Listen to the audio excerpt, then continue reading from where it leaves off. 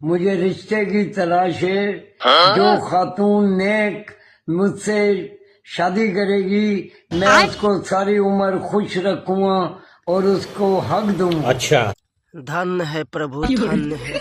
अब अगर कुछ हम बोल देवे तो कितना जाने यह सोची है कि बूढ़ पुरनिया के लिहाज नहीं रखत हवा।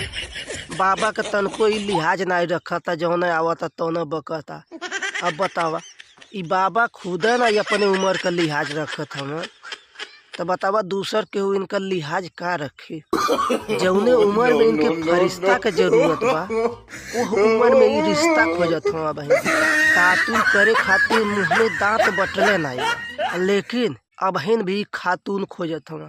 और जौने हिसाब से देखले में इनका शरीर लगता वो हिसाब से हमें लगता दांत के साथ साथ आंत भी सूख गई हुई, लेकिन फिर भी अबहिन भी इनके रिश्ता चाहिए। बतावा ले कि अगर कोनो रिश्तों आगे बाई चांस तो 3 बार कबूल कबूल बोलने में पता नहीं कब इनकर अल्लाह ताला इनके कबूल कैले, कोनो गारंटी नहीं बा। लेकिन अबहिन भी इनके रिश्ता चाहिए और इनके खातून चाहिए। ई नहीं कि अल्लाह ताला से दुआ करके फरिश्ता मंगाए ताकि क्रियाक्रम दूसरे के न करे पड़े। पता नहीं बेचारे बेडवा पर से उठ के कहीं जा पाओ न कि नहीं, लेकिन अबहिन भी इनके रिश्ता चाहिए।